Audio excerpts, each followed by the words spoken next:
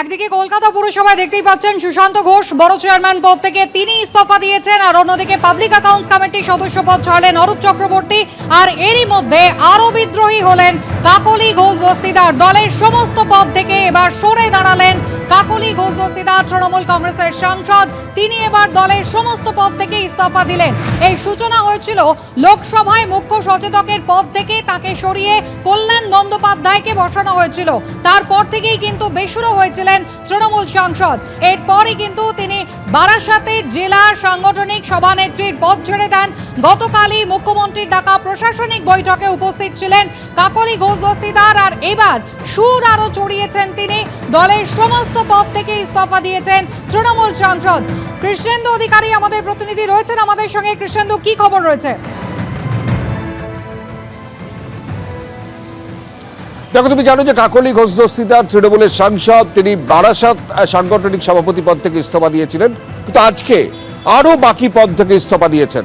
সুব্রত বক্সি দলের তৃণমূলের রাজ্য সভাপতি, তাকে চিঠি লিখে কাকলি ঘোষ দস্তিদার যেটা জানিয়েছেন যে তিনি মহিলা কংগ্রেস অর্থাৎ মহিলা তৃণমূল কংগ্রেস, অল ইন্ডিয়া মহিলা তৃণমূল কংগ্রেসের যে চেয়ারপারসন পদে ছিলেন সেই পদে আর তিনি থাকতে চান না। এমনকি ওয়ার্কিং কমিটি, তৃণমূলের যে ওয়ার্কিং কমিটি ছিল সর্বভারতীয়, সেই ওয়ার্কিং কমিটির মেম্বার পদেও তিনি থাকতে চান না।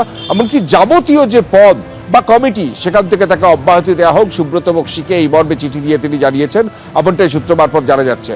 এমনকি কাকলি ঘোষ দস্তিদার সেই চিঠিতে আইপ্যাকের কথা বলেছেন। তুমি জানো আইপ্যাকের বিরোধিতা করেছিলেন তিনি এবং তার বিরুদ্ধে বিষোদ্গার করেছিলেন, সেই আইপ্যাকের বিরোধিতা করেছেন। তারপর প্রাতিষ্ঠানিক যে দুর্নীতি, অভয়াকাণ্ড, একাধিক বিষয় এনেছেন এবং এক সাংসদের, দলের সাংসদের কথা বলেছেন যে মহিলা তৃণমূলের সর্বভারতীয় সভানেত্রীর পদ অলঙ্কৃত করেও একজন সাংসদের কাছে তিনি যেভাবে অপমানিত হয়েছেন, তিনি এই পদে থাকতে চান না। অর্থাৎ কাকলি ঘোষ দস্তিদার একে একে তার সাংসদ পদ ছাড়া বা দলে তিনি থাকতে চান, এখনো দল ছাড়ছেন না, এই কথা জানিয়ে দিয়েও বাকি সমস্ত পদ থেকে ইস্তফা দিলেন এবং সেই ইস্তফাপত্র সুব্রত বক্সির কাছে জানানো হয়েছে। একেবারেই, অর্থাৎ দলের সমস্ত পদ থেকে এবার ইস্তফা দিলেন তৃণমূল সাংসদ কাকলি ঘোষ দস্তিদার। কৃষ্ণেন্দু, ধন্যবাদ।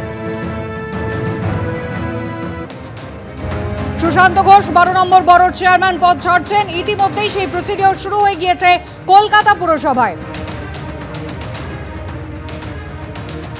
গত সপ্তাহে দেবলীনা বিশ্বাস, তাকে দিয়ে শুরু হয়েছিল এবং তারপরে অরূপ চক্রবর্তী এবং সুশান্ত ঘোষ।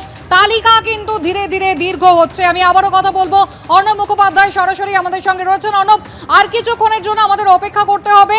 কি কারণ নিজেদের পদ ছাড়ার অরূপ চক্রবর্তী, সুশান্ত ঘোষ তারা জানাবেন বলেছেন, কিন্তু এই গোটা ঘটনার সূত্রপাত তো সেই গত সপ্তাহে দেবলীনা বিশ্বাস 9 নম্বর বড় চেয়ারপারসন, তার পদত্যাগ হওয়া থেকে।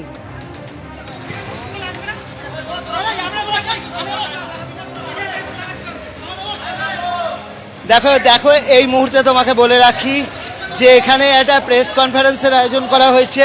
কিছুক্ষণের মধ্যে এখানে আসবেন হচ্ছে সুশান্ত ঘোষ এবং তার পাশাপাশি অরূপ চক্রবর্তী আসবেন। তারা এখানে বসবেন এবং বসে তারা তাদের কি বক্তব্য, সেই বক্তব্যগুলো তারা রাখবেন। সবাই অপেক্ষা করে রয়েছেন। যেরকম জানানো হলো যে অরূপ চক্রবর্তীর পদত্যাগপত্র জমা হয়ে গিয়েছে, সুশান্ত ঘোষের পদত্যাগপত্র এই মুহূর্তে জমা করার কাজ চলছে।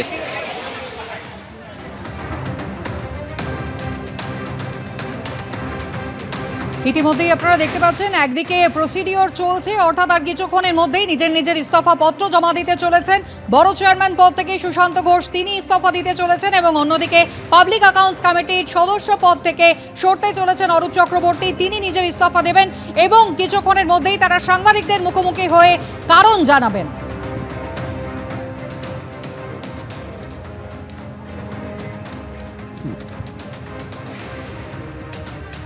দেবলীনা বিশ্বাসের পরে এবার বড় চেয়ারম্যান পদ ছাড়লেন সুশান্ত ঘোষ। পাবলিক অ্যাকাউন্টস কমিটির সদস্য পদ ছাড়ছেন অরূপ চক্রবর্তী, যিনি তৃণমূলের মুখপাত্র।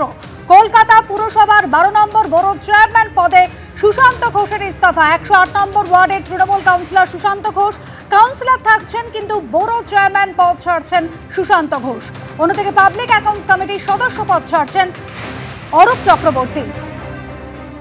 এবিপি আনন্দ, এগিয়ে থাকে, এগিয়ে রাখে।